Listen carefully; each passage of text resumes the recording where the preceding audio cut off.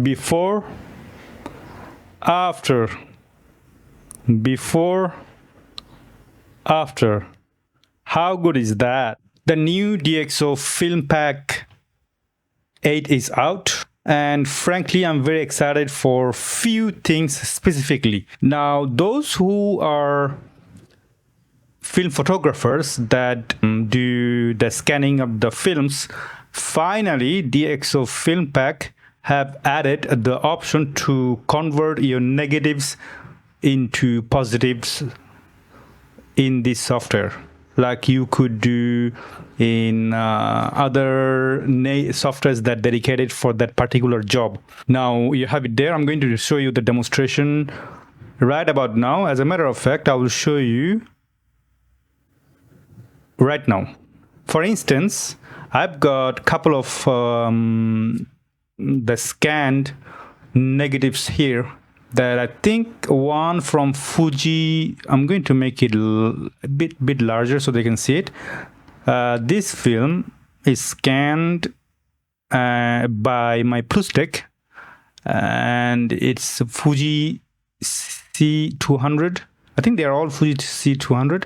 No, there you go. There's one Kodak at the bottom. So I've got two Kodak and two Fuji. Now let's select one of the images. Let's try this one.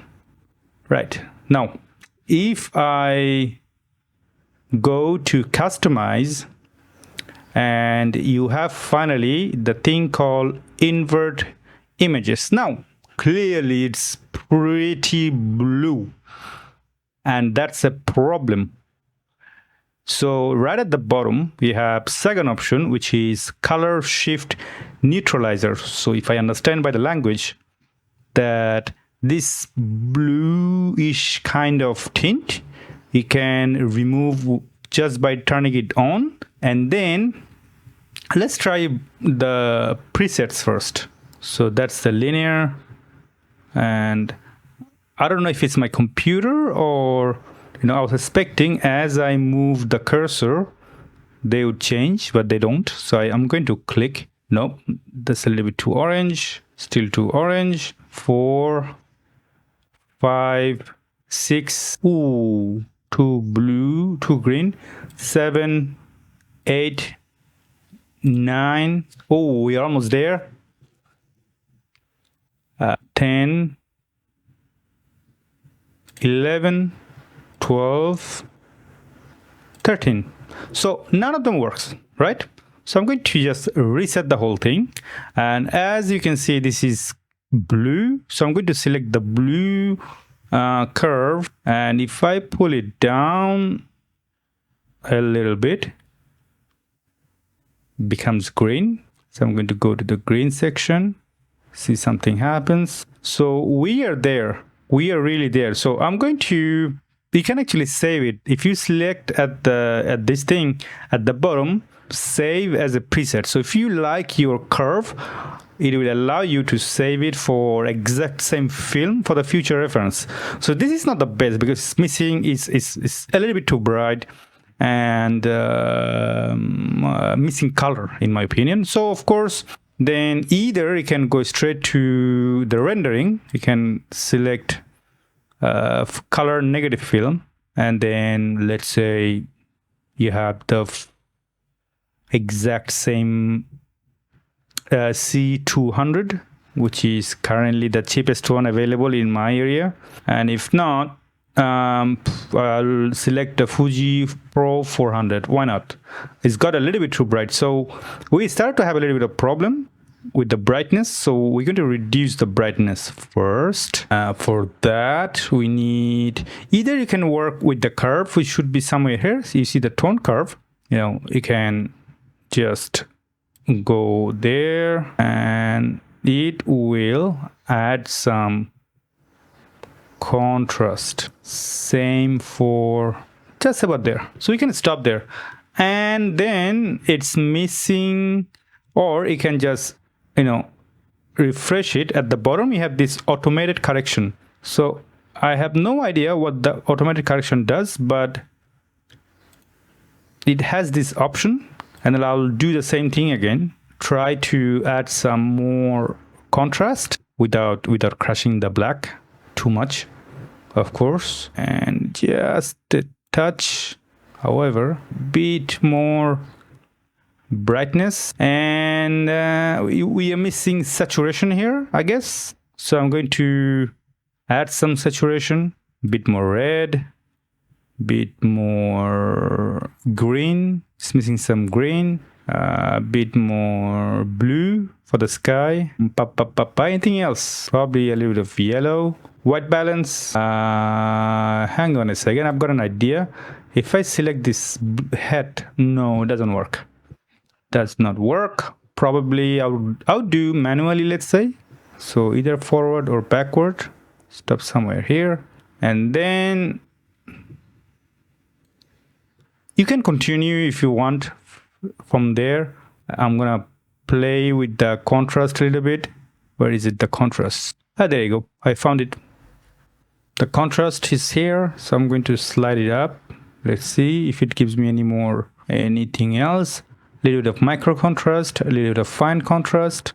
The fine contrast is a very good thing. It changes a lot. It gives a lot of, it's a nice touch. I like the fine contrast. It's beautiful. Probably reduce a touch of a highlight because I think somewhere I have crushed the highlight a little bit too much. Anything else? Graphical texture. Then of course you have the typical lens effects, the graphical effects. I have covered all of those in my old videos of the previous version of DXO FILMPACK 7 and 6. But this one is particularly two of the new thing that is added in the new version. So film scans, of course, finally you can scan your film. Let's do before and after. Where is it? It's been a while that I didn't use this software that I completely forgot. Compare, there you go. That's before, that's the scan, and that's after. Is there any other way to do this compare thing? Probably like, left and right, all that. No, they don't have it. Anyway, you have this option. You can do the same thing for... I'm curious about the other photos, sincerely. You know why? Because I kind of curious that the result of one-click situation, I'm not going to save it. I don't care. For instance, this one, it just did automatically scan. I didn't scan it. I swear to God. Damn. So, moment you have this invert image turned on, it will automatically do something about it. What if I do next now? Don't save. Hey, I swear I did not save it. You saw it. So actually, instead of doing like I did before, don't save, like this, like for instance, for example, I clicked that and it took you there, right? But it did not do anything. But if you just turn invert image and the shift color neutralizer on and off and go back and forth, it does some work. I don't get it. It was working before. Now it doesn't. You saw it, right? So I think that's a little bit of bug for the automated part, because when I selected, it was done like that. And a lot of things were done as well. So a little bit of, I had a hope, and now I'm a little bit disappointed. I'm not going to lie. There you go. See, again, I did not do anything, I swear. And now it's doing something to my images. Right, that's us. Let's do it again. Let's go backward. So if you do edit one image for whatever reason, it normally tends to do the job on its own. Seems like for the rest of the image, only thing you have to do is to move forward and backward by saving it. If I understand correctly, this one is a little bit blue. So if I pull it down, then it gets back down. Now it's completely flat. You can clearly see it's flat. So what is missing is, I guess, contrast. So in that case, I could add some black. I could then add some mid-tone and some highlight. And for the color, I could turn on the color and then add some saturation, a bit more vibrancy. Still kind of bluish. So either it could work with the curve, or it could go to the white balance and add some more warmth in the image, and that gives a little bit more magenta. But again, it's a matter of curve. For the magenta, for example, you can go to the saturation section right there, and let's see if I work on purple and magenta. You see it's getting there. It's really going there.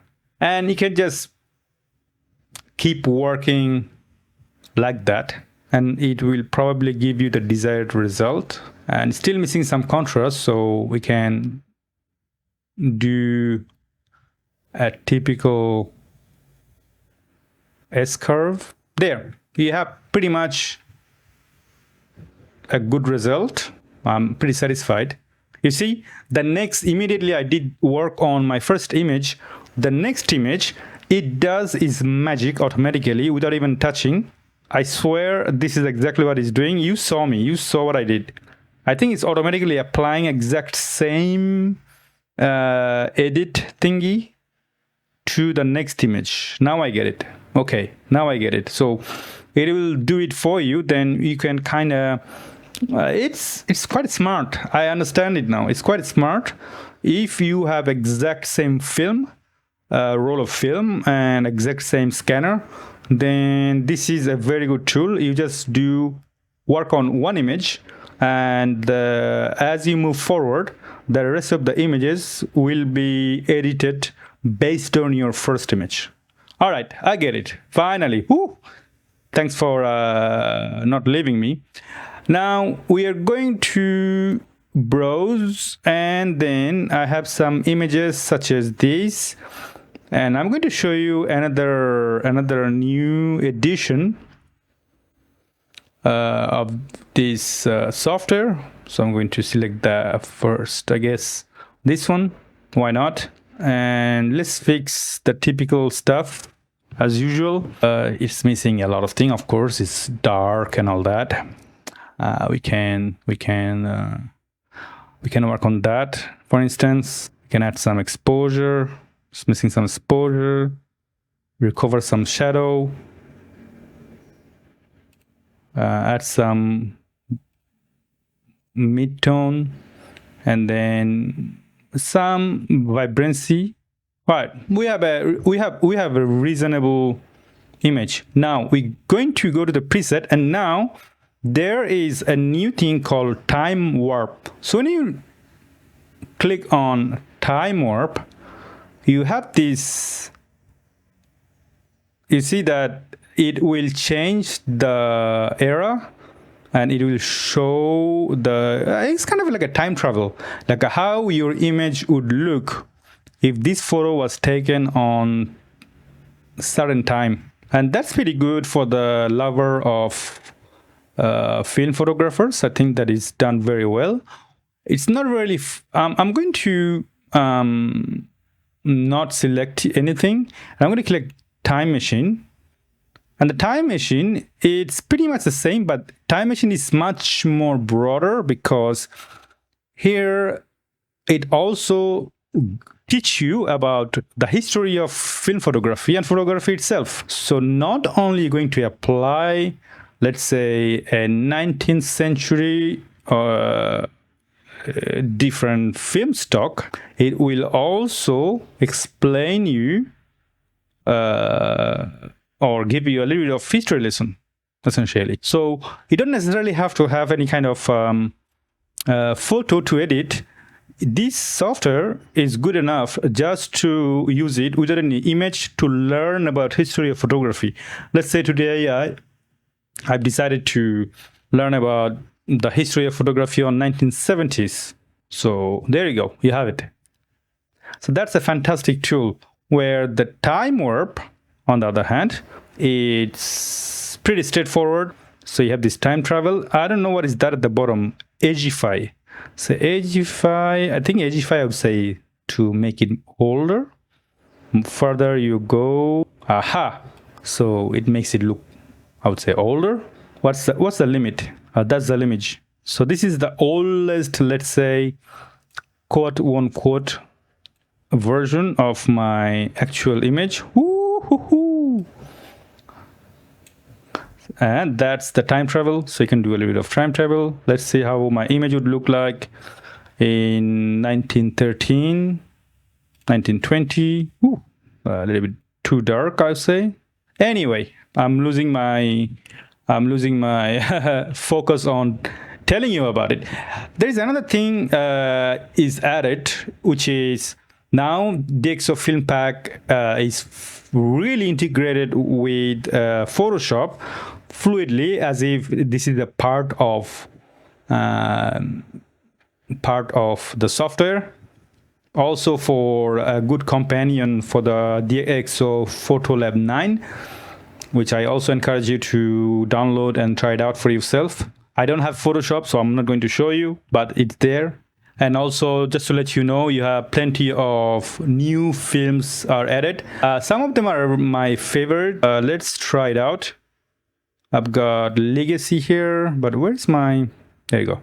If I clear all of it and then click search, there's something that I really prefer, like Tmax.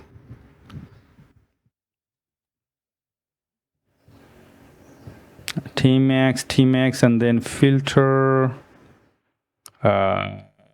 black and white, and color, negative films. Right, then if I do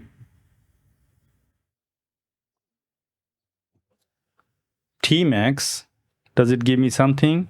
Because as far as I remember, it does give you the Kodak Tmax.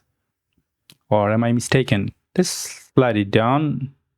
IGKL. There you go. We are in Kodak. So where is my Kodak Tmax? I've got Tmax. There you go.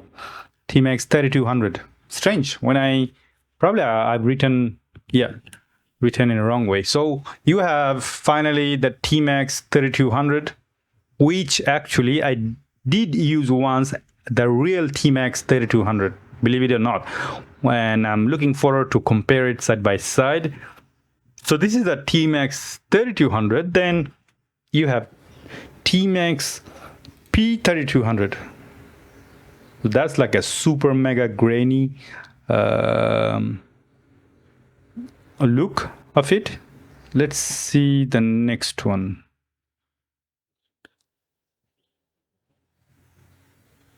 Strangely, the Tmax P3200, they don't have any kind of explanation, although they're available, I think. What about the Ilford version of the 3200? So because the Ilford, they do their version of 3200. I don't know if they have it even. The Ilford Delta, there you go. Delta 3200, fantastic. Anyway, again, I'm losing concentration, excuse me. I mean, this thing, I love film photography in general, so there's a lot to discover. So there are plenty of new film stocks are available, including the Fujifilm Pro 400H, as you saw, then the Superia, and then you have seen that you got Tmax Pro 3200, and they also added the CineStill, which, just for the sake of curiosity, I'm going to click and see exactly what is the result. There you go, CineStill. Not bad really. I mean, of course, from there you can change the way you prefer. So that's pretty much in briefing the DXO FILMPACK 8. I invite you to download the software. I've got a discount code in the description below. Go for it, enjoy it, and love photography.